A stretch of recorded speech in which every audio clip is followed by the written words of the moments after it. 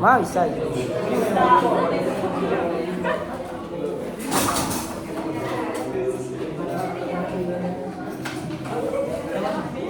Baik, assalamualaikum warahmatullahi wabarakatuh.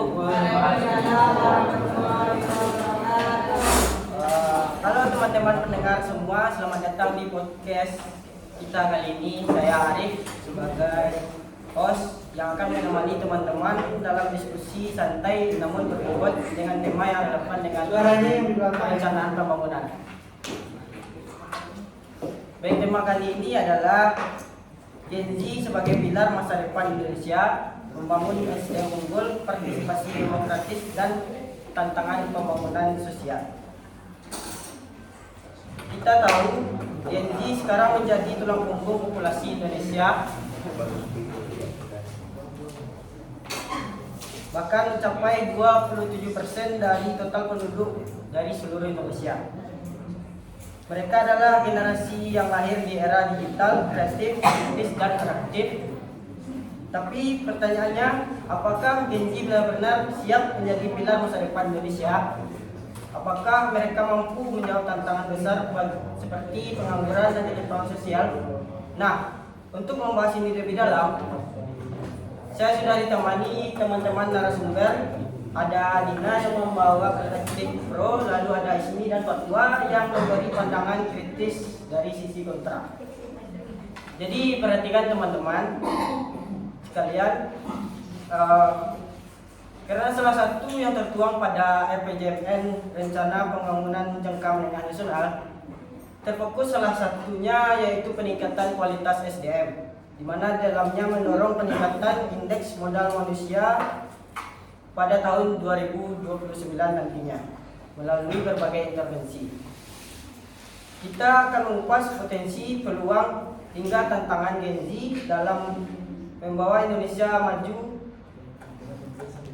menuju Indonesia Emas 2045. Langsung saja pertama kita dengar pandangan dari teman kita, itu Dina, kan? Baik, seperti yang telah dikatakan tadi bahwa Gen Z ini sudah mencapai 27% populasinya dari populasi penduduk Indonesia. Yang mana artinya Indonesia sudah mendapatkan bonus demografi yang bisa menjadi motor penggerak SDM unggul ke depannya. Dan Gen Z ini lahir di era digital yang mana mereka ini pasti lebih adaptif terhadap inovasi teknologi.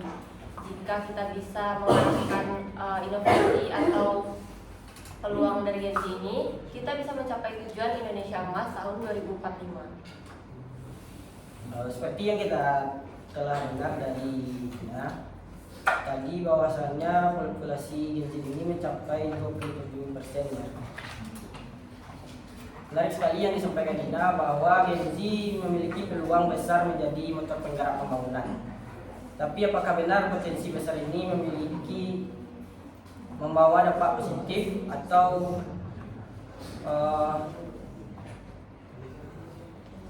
membawa keuntungan bagi kemajuan pembangunan di Indonesia? Mari kita dengarkan pendapat dari Ismi yang melihat dari sisi lain.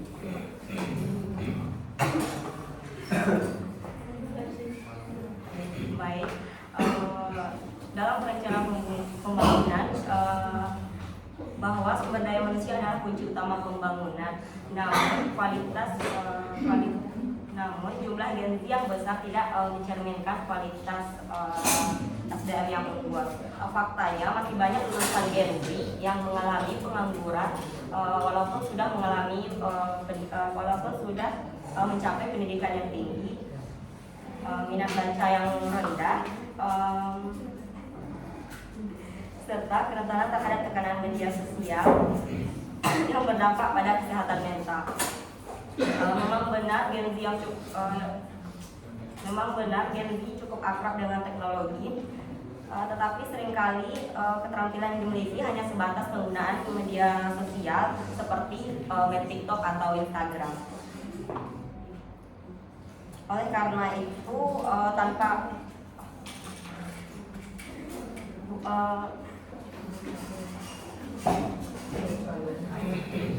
baik, begitu pandangan saya. Baik, terima kasih Ismi. Ini membuka pandangan kita bahwa jumlah besar tidak selalu memiliki kualitas unggul. Nah, Fatwa, bagaimana menurut Fatwa? Apakah Gen Z memang siap secara mental dan keterampilan menghadapi tantangan ini? Nah, jadi kalau menurut pandangan saya, ini kan sebagai kelompok yang menghadapi pedesaan ini, terus sering dipandang sebagai pilar masa depan bangsa untuk membangun SDM yang unggul. Namun dalam konteks perencanaan pembangunan, terdapat tantangan sendiri yang tidak bisa diabaikan. Jadi Gen Z memang memiliki unggul dalam penguasaan teknologi dan kreativitas.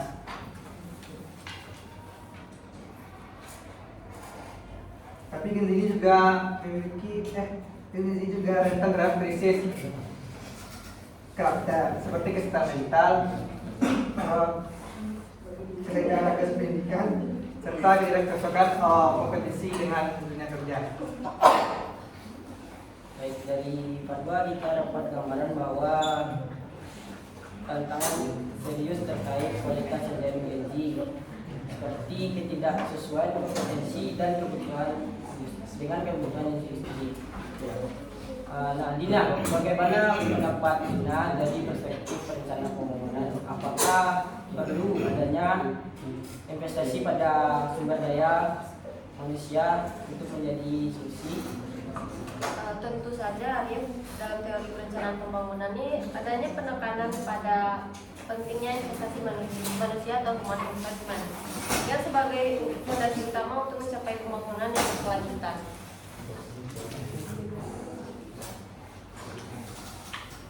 Baik, berarti investasi dalam peningkatan sumber daya manusia dan keterlibatan generasi muda dalam perencanaan pembangunan jadi kunci. Baik, kita masuk kepada pembahasan selanjutnya, yaitu partisipasi Gen Z dengan kesadaran isu politik sosial. Bagaimana menurut pandangan Dina? Nah, kalau dalam bentuk kesadaran politik, peningkatan kesadaran politik Gen Z ini terhadap isu-isu politik dan sosial merupakan modal penting dalam perencanaan pembangunan. Karena partisipasi publik merupakan salah satu prinsip dalam dasar teori perencanaan pembangunan yang partisipatif. Dengan keterlibatan Gen Z ini, perencanaan pembangunan tidak hanya bersifat top down, tetapi juga mengakomodasi aspirasi masyarakat dari bawah atau bisa bersifat bottom up. Hal ini memungkinkan lahirnya kebijakan yang lebih inklusif, adaptif, sekaligus memperkuat legitimasi serta keberlanjutan pembangunan yang nasional. Berarti yang disampaikan Dina mengatakan bahwa peningkatan kesadaran politik Gen Z menjadi peran penting ya. Tapi Ismi tadi sempat singgung tentang partisipasi Gen Z yang cenderung hanya di media sosial. Cuma bisa ngomen Instagram, TikTok, dan baca-baca lah di sosmed.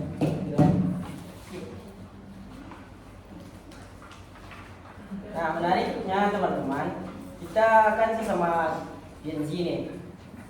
Kita cuma punya mental medsos dibilang Ismi. Padahal medsos itu kan bagus ya sebagai sarana atau wadah berekspresi dan berkreasi. Lalu bagaimana menurut Ismi, bisa dijelaskan lebih lanjut bagaimana pandangan Ismi di mana Gen Z yang mulai melek politik? Baik, memang ada tanggapan bahwa Gen Z itu semakin melek politik. Namun kenyataannya partisipasi mereka sering hanya terlihat di dunia sosial. Banyak yang sekedar ikut tren tanpa benar-benar memahami isu yang sebenarnya. Lebih jauh lagi, media sosial juga kerap menjadi ruang subur, menjadi ruang hoax dan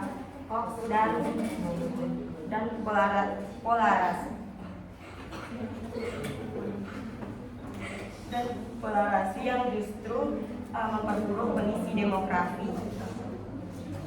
Mungkin itu pandangan dari saya. Jadi kita bisa melihat partisipasi memang ada, tapi belum sepenuhnya substansial dari menurut pandangan Ismi tadi. Nah, Fatwa, menurut Fatwa apa yang harus dilakukan agar partisipasi Gen Z tidak hanya simbolik tapi bisa benar-benar berkontribusi pada demokrasi? Apa? Enggak. Nah, jadi Gen Z kan memang memiliki potensi besar sebagai motor penggerak partisipasi demokrasi di Indonesia. Karena keterbukaan mereka terhadap teknologi, akses informasi yang luas, serta keberanian dalam menyodorkan pendapat. Namun Gen Z ini masih menyisakan persoalan yang krusial. Terus kecenderungan untuk bersikap pragmatis, terus mudah terpengaruh dengan informasi-informasi instan gitu. Serta minimnya literasi politik Gen Z ini membuat kontribusi mereka terhadap demokrasi belum sepenuhnya substansial. Baik, jadi literasi politik dan pengenalan informasi menjadi faktor penting agar partisipasi mereka lebih berguna. Nah, Dina di sini tadi Ismi juga mengatakan partisipasi Gen Z belum substansial. Juga tadi Fatwa mengatakan Gen Z sudah kemakan hoax.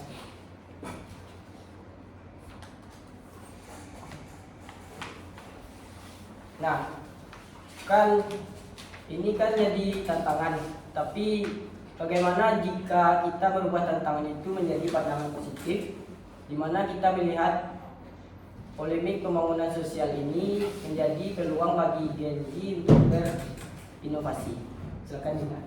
Ya, memang seperti yang telah dikatakan oleh Fatwa dan Ismi tadi, masih banyak tantangan Gen Z ini yang dihadapi oleh Indonesia untuk perencanaan pembangunan selanjutnya.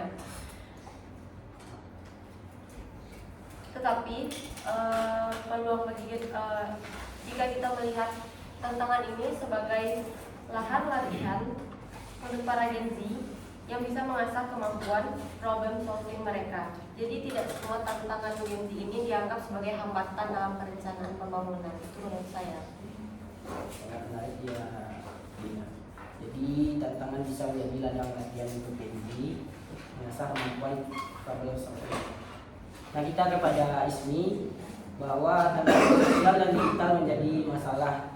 Apakah artinya harapan terlalu besar jika diberikan pada ini? Baik, jika berbicara mengenai tantangan besar seperti kesenjangan sosial, perubahan iklim dan kemiskinan, sebenarnya itu adalah persoalan berat yang memerlukan perencanaan makro dari pemerintah. Memang ada sebagian Gen Z yang mampu menghadirkan solusi kreatif berbasis digital, tetapi kenyataannya mayoritas masih lebih berfokus pada gaya hidup yang konsumtif. Mungkin itu saja. Baik, jadi kita melihat adanya realita bahwa beban pembangunan tidak sepenuhnya bisa dibebankan pada Gen Z.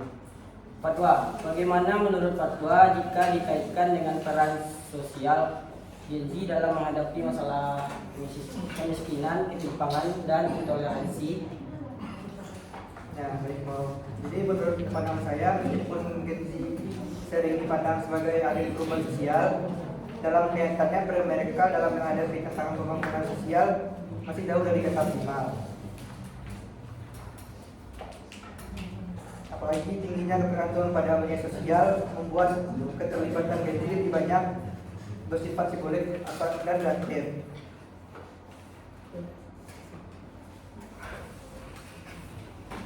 Jadi hal ini menyebabkan kontribusi mereka terhadap penyelesaian persoalan sosial seperti kemiskinan, ketimpangan, pengangguran, dan intoleransi masih terbatas. Baik, jadi kita sudah melihat dua sisi yang sangat menarik dari teman-teman tadi. Adanya peluang besar dari bonus demokrasi pertama, tetapi juga ada tantangan nyata yang tidak bisa kita abaikan. Mungkin sebagai penutup kita bisa simpulkan bahwa kunci utama daripada ini adalah kebijakan pendidikan, literasi digital, dan keterlibatan Gen Z yang lebih substansial. Dengan begitu Gen Z tidak hanya jadi penonton, tetapi juga aktor penting dalam pembangunan menuju Indonesia Emas 2045. Sekian, terima kasih. Adakah pendapat atau tambahan dari audiens sekalian?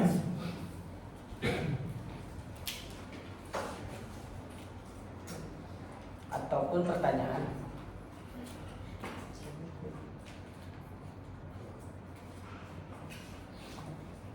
Coba udah dikirim nggak skrip? Belum. Coba kirim. Kirim, Pak.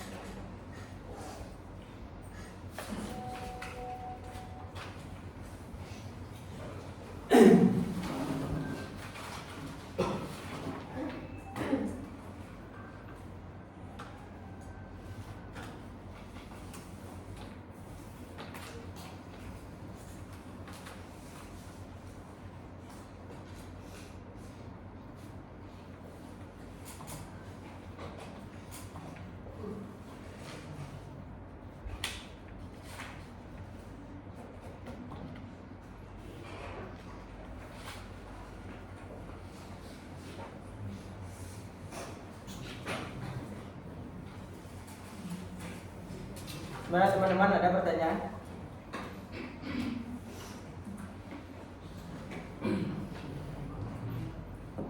Silakan yang lain yang mau bertanya atau memberikan sanggahan, silakan.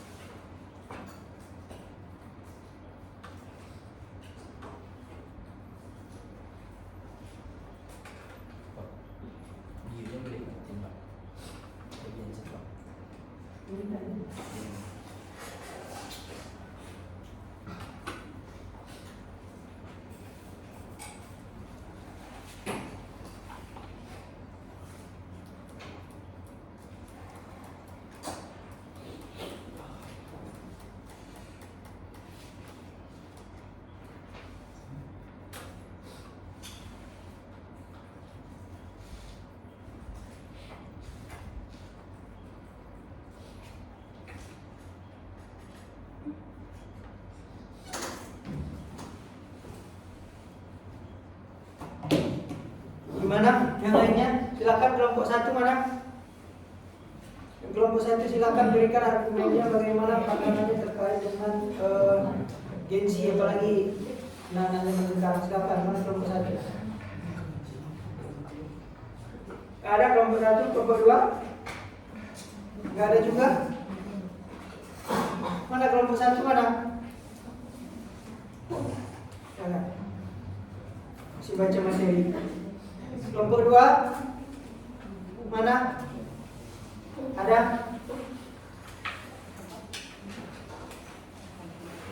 Mana kelompok dua? Nggak ada berarti ya? Mana yang kelompok dua? Silakan. Kelompok tiga? Silakan Eka. Baik, sebenarnya perkenalkan nama saya Nofri Putra dengan nomor 2042085 dari perwakilan kelompok 3. Nah, saya sedikit terfokus dan tertarik yang disampaikan oleh kelompok penyiar tadi, yang mana yang disampaikan oleh Ismi ya kan.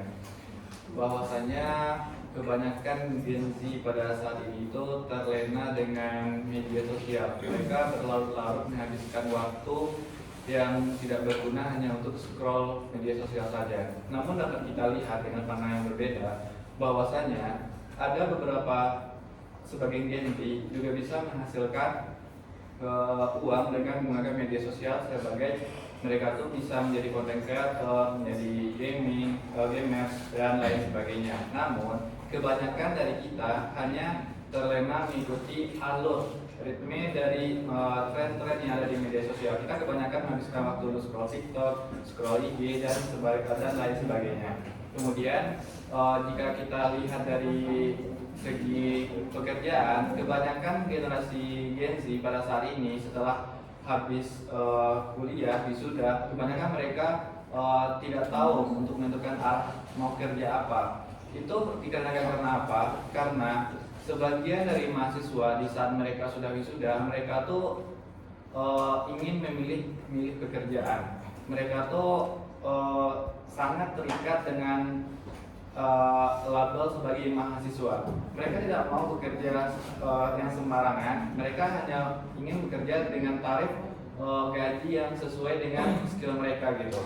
Oke, nggak apa-apa. Namun sebaiknya jika kita sebagai perintis dari awal, nggak apa-apa kita melakukan apapun pekerjaan intinya halal, dan kita harus mulai dari bawah terlebih dahulu. Namun kebanyakan dari kita menganggap bahwa kita tuh bekerja harus memiliki gaji yang wow, langsung gaji yang tinggi. Namun kita tidak berkaca dengan diri kita sendiri bahwa kita belum memiliki skill yang sama dengan orang-orang di luar sana. Oleh karena itu kita sebagai Gen Z pada saat ini harus banyak-banyak untuk melatih skill, terus banyak-banyak mencari relasi, karena relasi sangat berpengaruh untuk kita mencari lapangan kerja nanti. Ya, kembali kepada Bapak Menji dan terima kasih.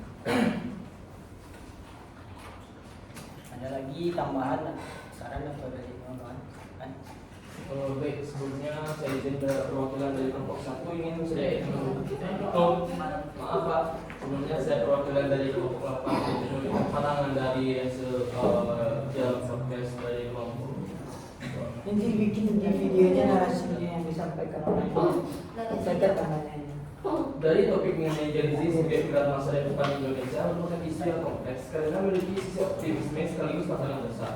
Saya sedikit setuju dari pandangan pro tadi yang menekankan bahwa Gen Z yang jumlahnya mencapai 27% dari total penduduk adalah modal demografi yang sangat beragam. Mereka lahir di era digital, terbiasa dengan inovasi teknologi serta memiliki karakter adaptif, kreatif dan kritis.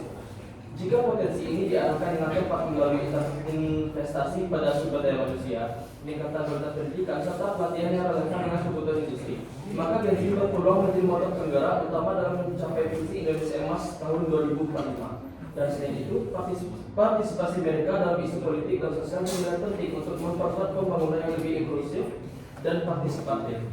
Dan sesuai dengan prinsip pembangunan partisipatif yang tidak hanya top down, tetapi juga mengakomodasi aspirasi dari bawah. Dan di sisi lain saya juga sedikit melihat pandangan dari kontra yang menunjukkan di sisi lain yang tidak bisa diabaikan. Jumlah besar generasi ini tidak otomatis mencerminkan kualitas unggul. Faktanya, banyak lulusan Gen Z yang masih menganggur meskipun sudah menempuh pendidikan tinggi. Di sisi lain, tingkat literasi membaca relatif rendah, kesan mental terganggu akibat tekanan media sosial, serta keterampilan yang dimiliki seringkali hanya terbatas pada penggunaan platform hiburan. Bukan keterampilan teknis yang dibutuhkan dunia kerja. Partisipasi Gen Z dalam politik juga masih dianggap dangkal karena seringkali hanya sebatas komentar di media sosial tanpa pemahaman mendalami terhadap isu yang diangkat. Bahkan keterlibatan yang lebih bersensibil ini kadang memperburuk keadaan daerah rentan terhadap hoax dan polarisasi. Hal ini membuktikan bahwa tanpa kebijakan yang serius di bidang pendidikan, literasi digital, dan pembangunan karakter, potensi besar yang dimiliki Gen Z bisa berubah menjadi masalah dalam pembangunan nasional. Sedikit pandangan saya. Terima kasih. Saya kembalikan lagi kepada kelompok 9. Baik, terima kasih atas tambahannya dari teman-teman. Apakah ada lagi penambahan? Silakan. Baik, Dengan penambahan semua, coba tanyakan lagi. Ini penambahan semuanya. Iya, menanggapi silakan. Baik, bismillahirrahmanirrahim. Perkenalkan saya Sandrina Nurlisan dari perwakilan kelompok 4. Bagaimana yang telah dibahas oleh kelompok podcast tadi bahwa peran Gen Z dalam pembangunan itu sangat penting. Saya sangat setuju karena di dalam pembangunan itu tidak hanya melihat dari aspek infrastruktur ataupun fisik, tapi juga dilihat dari pembangunan sumber daya manusia. Nah, sebagaimana yang kita ketahui bahwasanya peran Gen Z itu sangat penting di era sekarang. Apalagi Indonesia itu mengalami lonjakan bonus demografi yang rentang tahunnya dari 2020 sampai 2035. Nah, saya akan melihat dari aspek politik sebagaimana pada tahun 2024 yang lalu pada saat pemilu itu peran Gen Z sangat mendominasi, bahkan lebih dari setengah, sekitar 56,45% itu Gen Z memiliki partisipasi di dalam pemilu. Kemudian kita lihat juga sebagaimana yang kita bisa rasakan bahwasanya banyak kepala daerah, kemudian juga orang-orang yang berpartisipasi dalam politik itu adalah generasi muda. Nah, bagaimana kita mencapai sebuah generasi emas tahun 2045 itu bisa kita manfaatkan dari sekarang. Kalau seandainya kita tidak bisa memanfaatkan bonus demografi generasi muda ini, maka pencapaian Indonesia Maju tahun 2045 tidak bisa dicapai. Tapi kalau kita pandai memanfaatkannya dari sekarang, mumpung ada kesempatan bonus demografi dari 2020 sampai 2035, maka insya Allah kita bisa menjadi negara yang maju. Sekian, terima kasih. Itu saja pandangan saya. atas pandangan saudara Sandrino. Apakah ada lagi penanggapan atau pertanyaan dari teman-teman sekarang? Oke, baik. Terima kasih. Saya Fibran Abdi, perwakilan dari teman-teman tadi. Dari podcast yang kawan-kawan sampaikan tadi mengenai tentang Coba ditanggapi itu kan bentuk narasinya kan bisa ditanggapi juga ya. Yang siapa kan itu menanyakan yang demografi terkait dengan pembangunan gaji 245. Oke, silakan. Siap ini baru tanggapi dulu narasi tadi. di mana generasi Z sebagai pilar untuk masa depan Indonesia. Sama-sama kita ketahui bahwasanya generasi Z ini adalah generasi yang akan dipersiapkan oleh pemerintah untuk persiapkan pemerintah untuk bersaing di dunia internasional maupun nasional pada 4.0 nantinya atau 4.0. Dan oleh sebab itu banyaknya program-program yang telah dilakukan oleh pemerintah di bawah undang-undang KPN seperti PIKR yang ada di sekolah-sekolah di SMA, MA dan juga SMK, termasuk dari BBM dan sebagainya. Maka oleh sebab itu adanya tantangan di era globalisasi yang dunia saat ini, terutama di Indonesia, bagi para pemuda. Ada yang terjerumus ke dalam digital yang negatif, bahkan ada juga yang terjerumus kepada digitalisasi yang positif. Dan itu akan membuat sebuah perubahan seperti yang dibilang sama kawan-kawan tadi, bisanya mendapatkan sumber uang seperti content creator dan juga lainnya. Akan tetapi ada juga yang memberikan dampak negatif seperti judi online dan juga hal lainnya. Nah, dari podcast yang akan sampaikan tadi tentunya ada sebuah analisis tentang generasi Z. Nah, pertanyaannya itu bagaimana generasi Z 4.0 ini atau 4.0 bisa tetap menjaga jati dirinya dan juga karakter bangsa di tengah derasnya arus globalisasi saat ini. Oke, terima kasih. Pertanyaan ini bikin dalam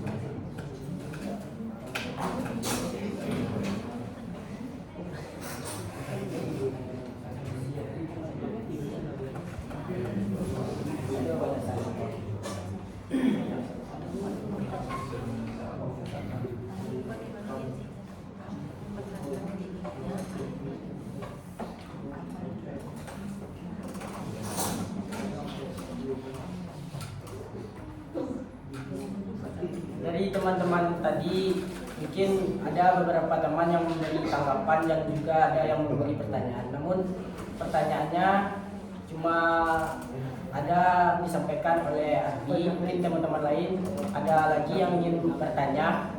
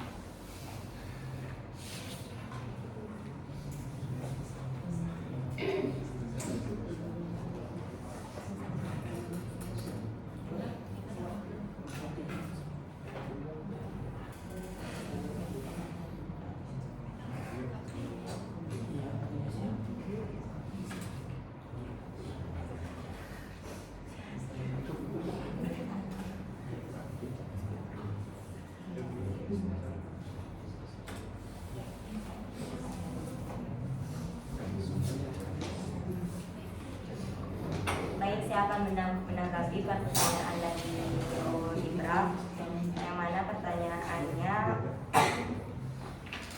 bagaimana generasi 4.0 bisa tetap menjaga jati diri dan karakter bangsa di tengah derasnya arus globalisasi digital. Generasi 4.0 menghadapi tantangan besar karena globalisasi digital bukan hanya membuka peluang, tetapi juga membawa risiko hilangnya jati diri dan karakter bangsa.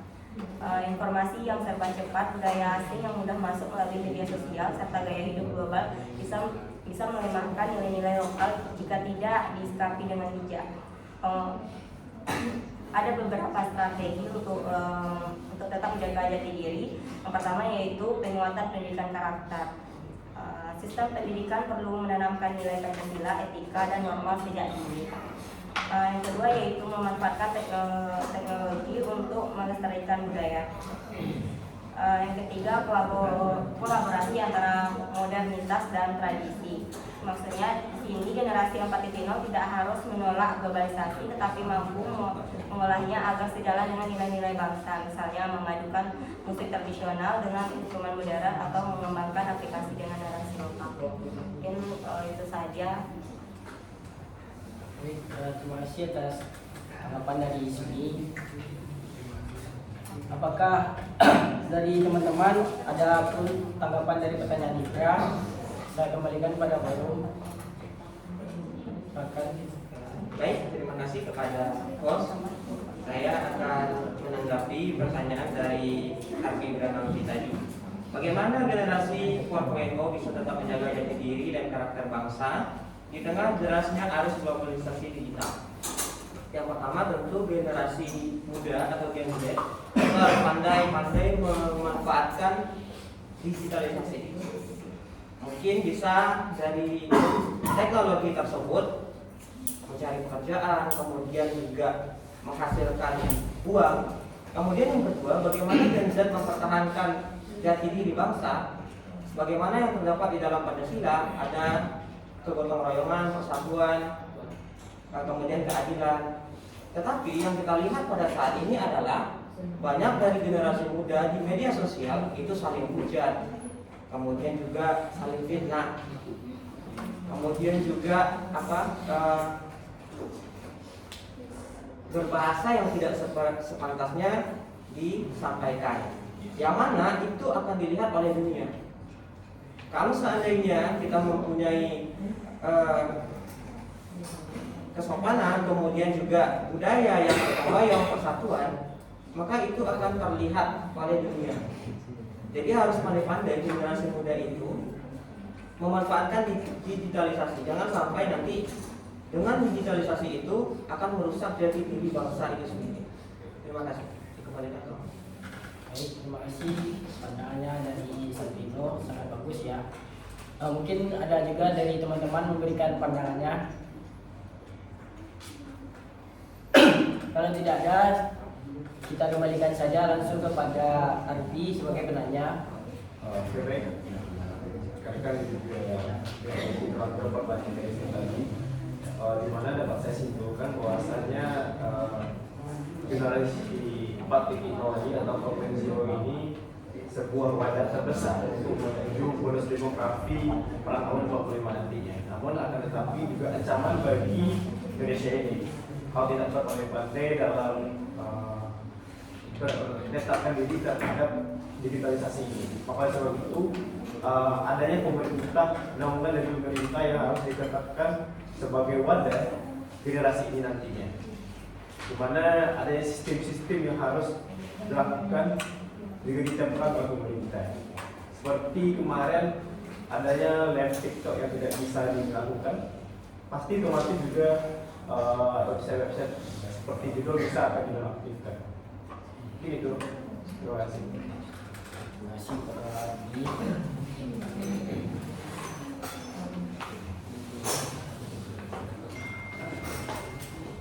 Tadi teman-teman yang memberi tanggapan ada Eka sama Agung ya. Mungkin ada pertanyaannya? Nggak ada pertanyaan, cuma tanggapan aja. Agung? Nggak ada pertanyaan, cuma tanggapan aja ya.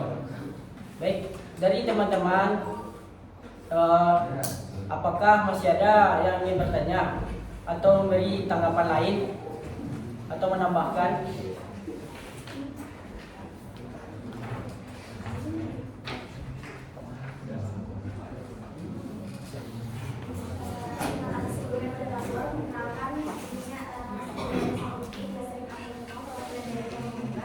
Di sini saya meng-highlight pendapat teman-teman semuanya mengenai bahwa Gen Z itu media sosial itu lebih banyak untuk berbicara, berkomentar, tentang memahami isu-isu yang dibahas.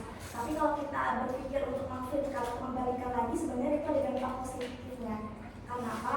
Ketika kita berkomentar, ketika banyak Gen Z yang berkomentar mengenai isu-isu yang ada di Indonesia, tentunya itu akan menambah algoritma TikTok. Teman-teman tahu kan kalau FYP itu pasti dengan banyaknya komenan, dengan banyaknya walaupun mereka nggak ada isu yang masih tetap, tapi pasti kan ada fomo itu akan bersenang isu yang lain. Dan itu menyebabkan algoritma TikTok itu meningkat. Dampak positifnya apa? Dampak positifnya banyak orang-orang yang belum ngeh tentang isu-isu kebijakan, tentang perencanaan pembangunan dan isu tentang dengan anggaran, transparansi kepada masyarakat. Orang-orang lain tahu akan hal itu. Dan mungkin orang-orang yang sebelumnya belum ngeh tentang hal itu atau gengsi-gengsi lain yang belum ngeh tentang hal itu, dengan adanya orang-orang yang FOMO tadi, dengan sembarangan tentang komentar, orang-orang tersebut akan tertarik dengan kasus itu. Dan disitulah muncul nanti forum diskusi online tentang advokasi kebijakan di Indonesia. Jadi menurut saya mungkin peran Gen Z itu tuh sangat penting di Indonesia, dan bagaimananya itu tergantung nantinya perspektif mana cara berpikir kita. Masih Mbak. Mungkin dari teman-teman si Mak namanya lupa, Reno tadi menyampaikan bahwa Reno menyampaikan Gen Z itu FOMO, jadi menghasilkan algoritma TikTok yang meningkat. Dari teman-teman, apakah ada pandangan terhadap apa yang disampaikan dari Reno? Silakan teman-teman, atau dari teman-teman penyaji.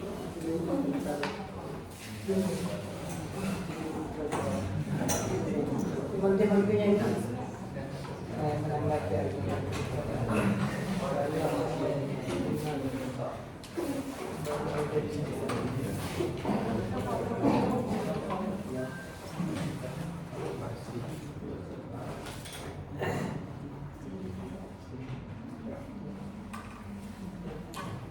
Ataupun ada pertanyaan lain bisa kita tampung, nanti kita jawab. Kelompok berapa yang belum?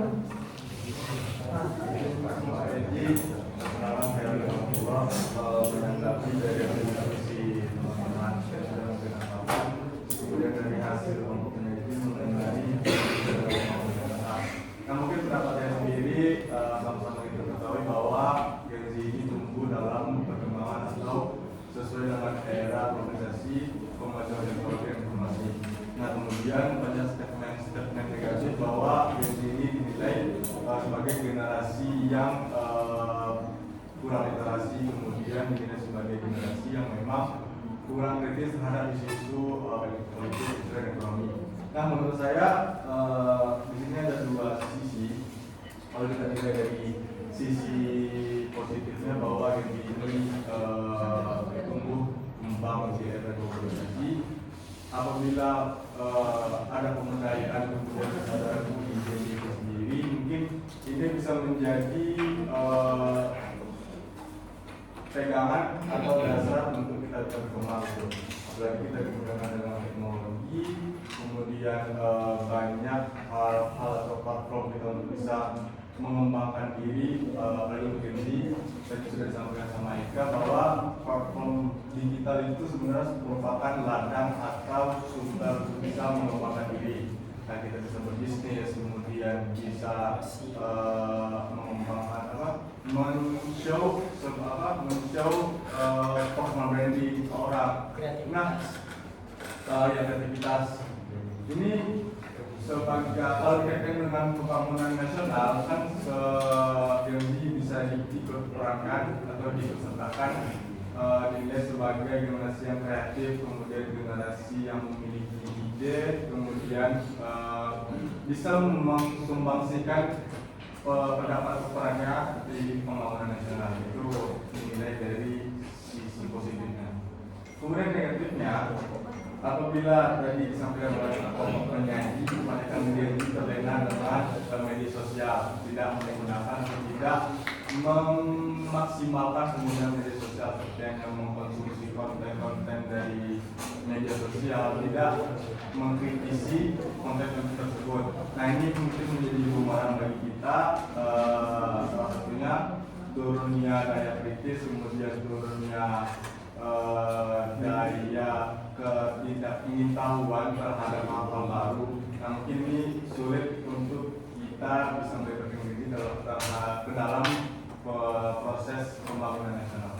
Mungkin itu pendapat saya sendiri pada Terima kasih pada atas tanggapan dari teman-teman. Ada pertanyaannya lebih? Tidak. Tidak ada. Statement. Oke, baik. 13. Ada tambahan dari statement Arbi tadi, teman-teman sekalian?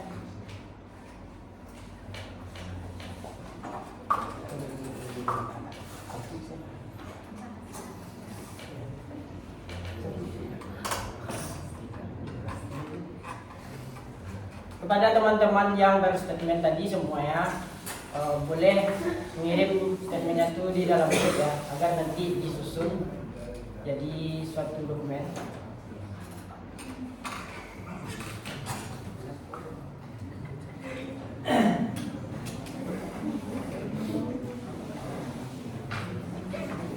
Kelompok berapa nih?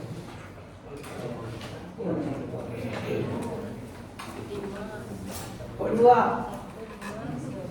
Dua ya? Dah. Satu dah. Satu belum. Ada kelompok satu? Silakan.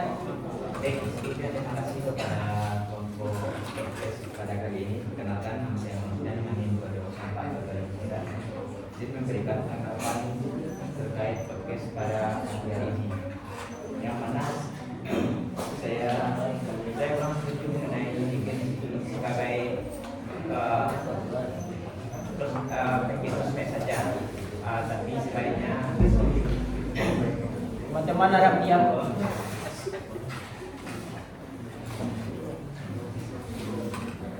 Santai deh. Banyak sekarang bekerja sebagai sampingan, seperti contohnya kasus awal Suriawan yang dinilai sebagai ojol pas di rumah itu, sebagai contoh dan contohnya. Ya, terima kasih. Ada pertanyaan? Terima kasih atas tanggapan dari Zidan dari kelompok satu. Ada lagi tambahan tanggapan dari teman-teman forum?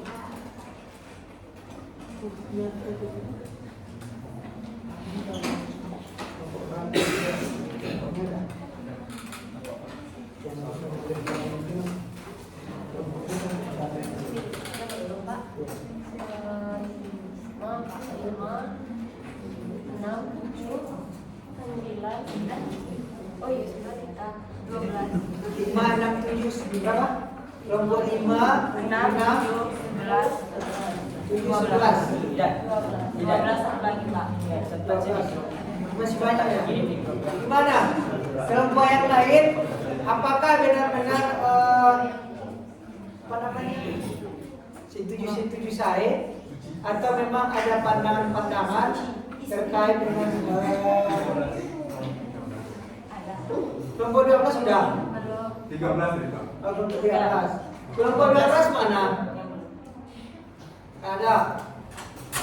Ada kelompok 12. Oh, 11 mana? Nggak ada juga. Ya nanti dicek ya. Kalau nggak ada,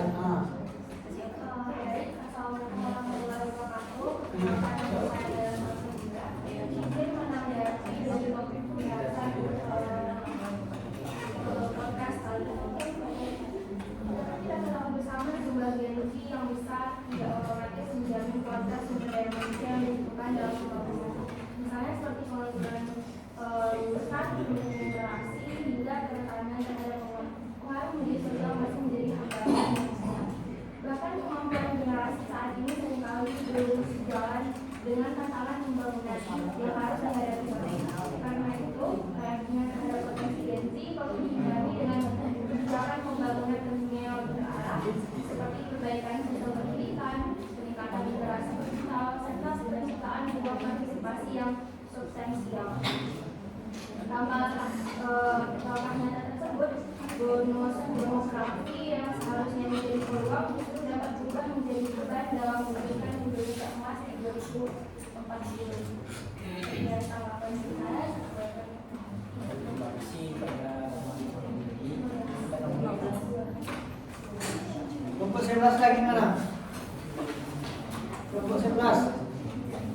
Nggak ada ya? Kelompok berapa? Nah, 5.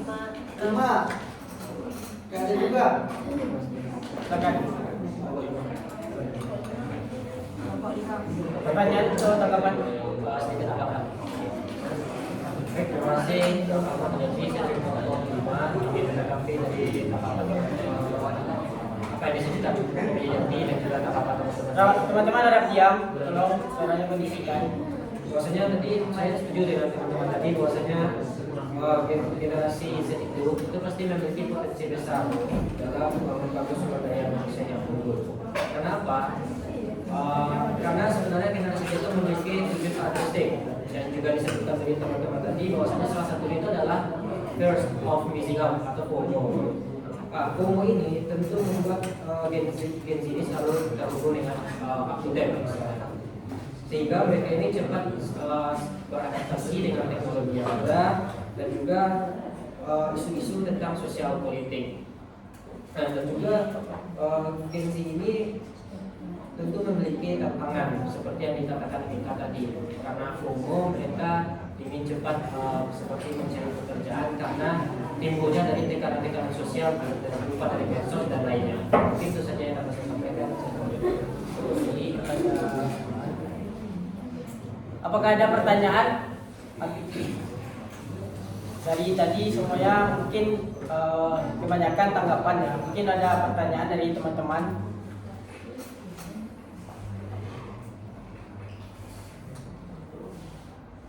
Jika tidak ada mungkin diskusi atau podcast kali ini dapat kita simpulkan di mana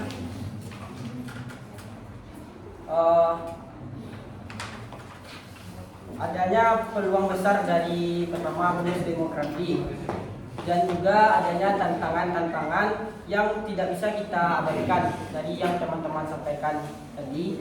Mungkin kita mengambil suatu kunci utama yaitu pada pembangunan kebijakan pendidikan yang lebih diutamakan, juga peningkatan literasi digital seperti yang teman-teman forum tadi tanggapi, juga keterlibatan Gen Z yang lebih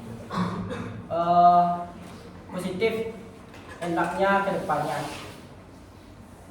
Dengan begitu tidak hanya Gen Z yang menjadi penonton, tetapi juga menjadi aktor yang penting dalam pembangunan menuju Indonesia Emas 2045. Baik, langsung kita tutup saja. Apabila ada kesalahan ataupun ketidaktepatan dari diskusi tadi, terima kasih atas kontribusi dari teman-teman sekalian. Saya mengucapkan maaf dan terima kasih. Wassalamualaikum warahmatullahi wabarakatuh.